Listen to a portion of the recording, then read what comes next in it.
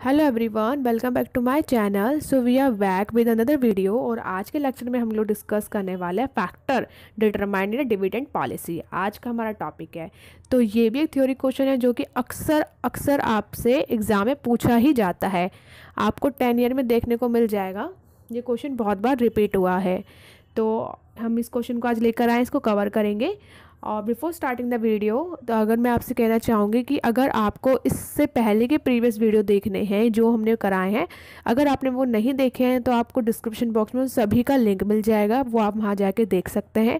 इससे रिलेटेड कोई भी क्वारी, कोई भी नोट्स, कोई भी कुछ भी अगर आपको डाउट है तो यू कैन कमेंट और मेल कर सकते हैं आप हमें। अगर आपको नोट्स चाहिए तो आपको PDF फॉर्म में वो भी अवेलेबल हो जाएंगे। और एक चीज़ और मैंने आपसे कहा था, अगर आपको एमकॉम के एंट्रेंसेस जो होते हैं ड्यू से, दिल्ली यूनिवर्सिटी आप बीकॉम कर रहे हैं, BBA कर रहे हैं, मतलब ग्रेजुएशन के बाद अगर आप मास्टर करेंगे तो एंट्रेंस कंडक्ट तो होता ही है। तो अगर आप एमकॉम करना चाहते हैं दिल्ली यूनिवर्सिटी से और आपको उसके लिए क्वेश्चन पेपर चाहिए, क्योंकि पेपर जो है वो तो अब ऑनलाइन होता है तो क्वेश्चन पेपर नहीं मिलता है, बट जब तक लास्ट तक ऑफलाइन हुआ था उसके 5 ईयर्स के क्वेश्चन पेपर है मेरे पास, विद एक्सप्लेनेशन है, आंसर है, PDF फॉर्म में आपको अवेलेबल हो जाएंगे। अगर आपको वो चाहिए तो मुझे वो भी आप मेल करके बता सकते हैं, ठीक है गाइस। तो अब हम स्टार्ट करते हैं अपना आज का लेक्चर। देखिए क्या लिखा हुआ है। The following are the factors which generally affect the dividend policy of a firm. कुछ फैक्टर जो कि अफेक्ट करते हैं हमारी डिविडेंड पॉलिसी पे। फर्स्ट है financial needs of a firm. हमारे फर्म की किस तरीके से फिनेंशियल नीड है। जैसे आपको डिविडेंड तो आपको पता ही है ना क्या होता है। वो अमाउंट, वो प्रॉफिट जो कंपनी कमाती है और आफ्टर टैक्स वो क्या करते हैं, शेयर होल्डर में बांट देती है। वो एक तरीके का शेयर होल्डर का राइट कंसिडर किया जाता है डिविडेंड, ठीक है। तो financial needs of a firm are directly related to the investment opportunities available to it. If a firm has abundant, मतलब होता है बहुत सारी मात्रा में profitable investment opportunities, it will adopt a policy of distributing lower dividend. It would, आपको समझ आ गया। मैंने जब नेट इनकम अप्रोच पढ़ाया था, अगर आपने नहीं देखा है तो आपको समझ नहीं आएगा, आप एक बार उस वीडियो को भी देख लीजिएगा। यहाँ पे ये बात कह रहा है कि अगर किसी फर्म को ऐसा लगता है कि उसकी इन्वेस्टमेंट जो है अपॉर्चुनिटी ज़्यादा अवेलेबल है तो क्या करेगा, कम dividend बांटेगा। It would like to retain a large part of its retained earning because it can reinvest them at the higher rate than the shareholders can. कह रहा है कि अगर उसको ऐसा लगता है कि जो भी है, अगर वो पैसा डिविडेंड ना दे के शेयर होल्डर को उससे ज़्यादा अर्न कर सकता है, शेयर होल्डर से ज़्यादा, तो वो उसको री इन्वेस्ट करेगा खुद। अदर रीज़न, दूसरा रीज़न क्या हो सकता है, for retaining the earning is that issuing new share capital in is inconvenient as well as involve flotation cost. On the other hand, if the firm has little or no investment opportunity, it should retain only a small portion of its earning and should distribute to rest as dividend. अगर उसको लगता है कोई भी opportunity नहीं है तब भी क्या करेगा, थोड़ा सा पार्ट जो है उसका अर्निंग का दिख लेगा और बाकी सब हम डिस्ट्रीब्यूट कर देंगे डिविडेंड के रूप में। सेकंड है stability of dividend. Stability of dividend का क्या लिखा हुआ है, देखो ये आपको बस पॉइंट्स हमें टिप्स पे लर्न करने होते हैं, हेडलाइंस। उसके अंदर का मैटर आप बना के खुद से लिख सकते हैं। ज़रूरी नहीं है आपको बुकिश लैंग्वेज में छापना है, आप अपने शब्दों में बना के लिख सकते हैं। आगे कह रहा है stability of dividend. Investor always prefer a stable dividend policy. They expect that they should get a fixed amount as a dividend which should increase gradually over the years. ऐसे होता है, हम भी यही सोचते हैं, मिडिल क्लास पर्सन वगैरह सब यही सोचते हैं कि एक फिक्स्ड अमाउंट हमारा होना चाहिए और वो ईयर टू ईयर बढ़ता जाए, ग्रेजुअली इंक्रीज होता रहे। Has while determined dividend policy the merits of stability of dividend like investors desire for current income, resolution for investors, a certainty, requirement of institutional investors etc. should be given due consideration. Next है legal restriction. कुछ legal restriction भी है जो कि affect करता है। अच्छा, कौन कौन से थे जो अभी अफेक्ट करते थे factors? Financial need of a firm, stability of dividend और लीगल रिस्ट्रिक्शन। यहाँ पे कह रहा है the firm's dividend policy has to be formulated within the legal provision होना चाहिए, उसके अकॉर्डिंग बनना चाहिए।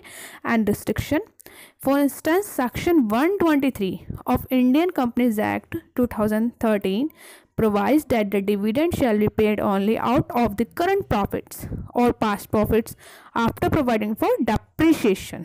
ठीक है, कितनी इंपॉर्टेंट बात लिखी हुई है कि इस सेक्शन के अकॉर्डिंग, कंपनी एक्ट्स के अकॉर्डिंग, कि आप तभी कर सकते हैं जब अपने डेप्रिसिएशन अपने मतलब करंट प्रॉफिट में से डिस्ट्रीब्यूट कर सकते हैं after providing the depreciation.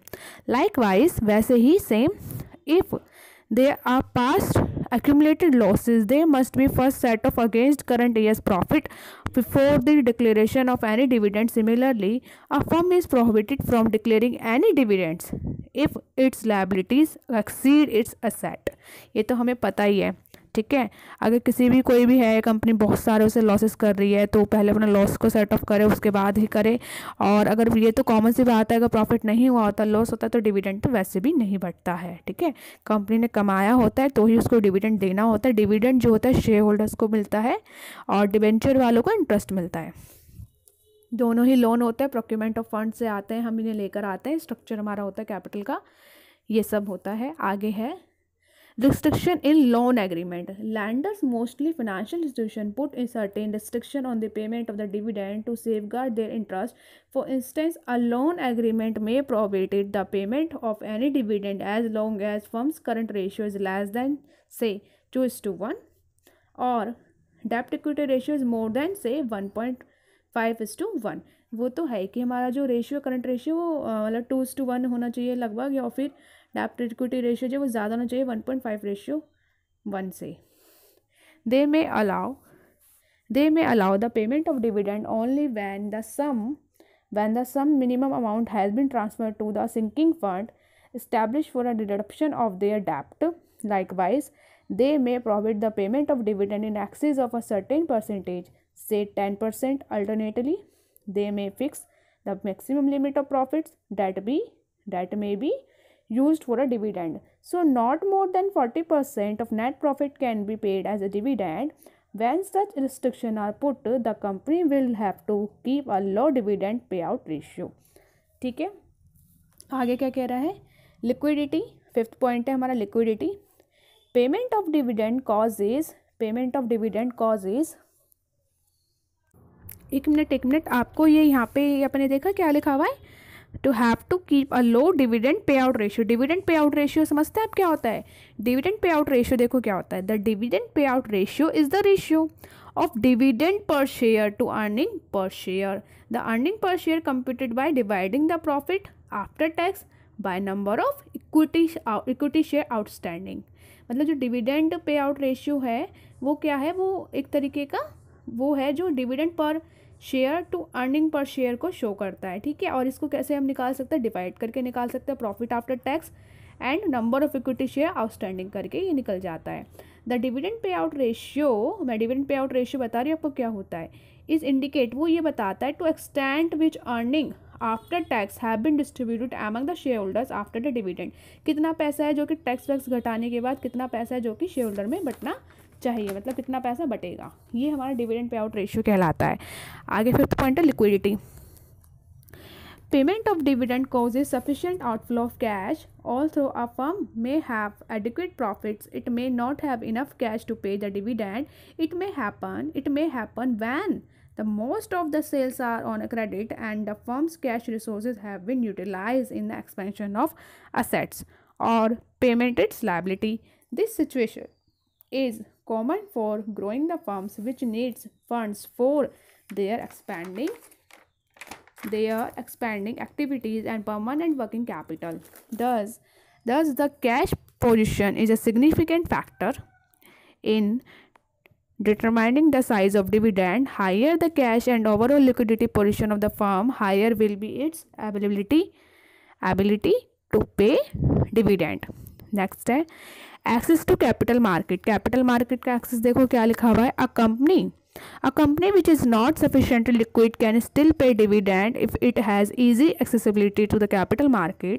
In the other words, if a company is able to raise the debt or equity in a capital market, it will be able मतलब होता है योग्य हो पाना, it will be able to pay dividends even if its liquid position is not good. तो अगर कोई company है जो मार्केट की उसकी अच्छी एक्सेस है, मतलब इक्विटी वगैरह और डेप्ट वगैरह को अच्छे से वो कर सकती है, इशू वगैरह, तो भी वो एक हो सकती है कि वो डिविडेंड दे पाए, लिक्विड पोजीशन अगर उसकी अच्छी नहीं तब भी। while evaluating the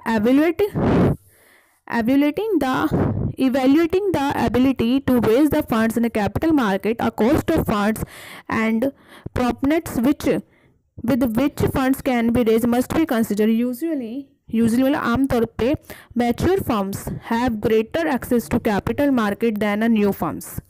Next लिखा हुआ है stability of earning. Stability of earning also has a significant effect on a dividend policy of a firm. Normally, the greater stability of earning, greater will be dividend payout ratio. ज़्यादा earning होगा तो ज़्यादा. The reason is that such firms are more confident for maintaining the higher dividends from year to year. For instance, the earning of public utility companies are relatively stable and hence their dividend payout ratio is usually high. आगे लिखा हुआ है objectives of maintaining control. Sometimes the present management deploys dividend policy to retain control of the company in its own hands. When a company pays larger dividend, its liquidity position is adversely affected and it may have to issue new shares to raise the fund to finance its investment opportunities. If the existing shareholder do not want or cannot purchase a new share, their control over the company will be diluted. Under such circumstances ऐसी situation में, scenario में, the management will declare lower dividend and earning will be retained to finance the investment opportunities. Next, effect on earning per share. As discussed above, high dividend payout ratio affects the liquidity position adversely and may necessitate the issue of new equity share in a near future, causing an increase in the number of equity share and ultimately the earning per share may reduce. On the other hand, by keeping a low dividend payout ratio, the firm can retain and plug back larger portion of its earning, resulting in increase in future earning and thereby an increase in earning per share. Next है 10th point है. ये जरूरी नहीं है आपके सारे points लेके आप हेडलाइंस लर्न कर लीजिए, उसके अंदर का मैटर आप खुद बना के लिख सकते हैं. और एग्जाम क्वेश्चन जो है उसका वेटेज किस तरीके से हिसाब से आप पॉइंट्स लिखिएगा, लगभग आप फिर भी 7-8 पॉइंट जो है रेडी करके जाइएगा. ठीक है, आगे लिखा हुआ है 10th point, firm expected rate of return. If the firm's expected rate of return would be less than the rate which could be earned by the shareholders themselves for external investment of their funds. ये वही बात है जो मैंने कल बताई थी आपको कि एक शेयर होल्डर अगर वो री इन्वेस्ट करता है, कहीं बाहर भी करता है, वो ज़्यादा कमा पा रहा है और हमने अगर सपोज डिविडेंड नहीं बांटा, वो पैसा हमारे पास रखा हुआ है एज इट इज़, तो वो जो शेयर होल्डर कमा पा रहा है वो हमें भी कमाना चाहिए, हमें भी मिल सकता है ना. वही सेम बात यहाँ पे लिखी हुई है. ये एक शेयर होल्डर जो कर रहा है वही सेम बात देखो कहाँ पढ़ा था हमने, which could be earned by the shareholders themselves from the external investment of their funds. The firm should retain smaller part of earning and should opt for a higher dividend payout ratio. Next, inflation. Inflation may also act as a constraint on paying the larger dividend. Depreciation is charged on the original cost of the assets, and as a result, when there is an increase in price level, funds generated from the depreciation become inadequate to replace the obsolete assets. Consequently, companies will have to retain more of its earning to provide the funds to replace the assets, and hence their dividend payout ratio will be low during the periods of inflation. Next, 12th point है, last है, general state of economy. Earning of a firm are subject to general economic condition of the country. If a future economic condition are uncertain, it may lead to a retention of larger part of the earning of a firm to absorb any eventuality. Likewise, in the event of depression जब आता है, when the level of business activity is very low, the management may reduce the dividend payout ratio to preserve its liquidity position. ऐसा तो होगा ही. All the above factor must be carefully considered before formulating the dividend policy. कह रहा है ये कुछ factor है जो कि ऊपर बताए गए हैं, ये सारे ही कंसिडर करे जाते हैं जो कि डिविडेंड पॉलिसी पे अफेक्ट डालते हैं. ठीक है, तो आज के लेक्चर में इतना ही. वीडियो अगर अच्छा लगा तो वीडियो को लाइक शेयर कमेंट जरूर करिएगा. कोई भी क्वेरी तो आप हमसे पूछ सकते हैं और चैनल को सब्सक्राइब करना नहीं भूलिएगा. अब हम मिलते हैं नेक्स्ट लेक्चर में एक नई वीडियो के साथ. तब तक के लिए bye bye, take care, stay connected.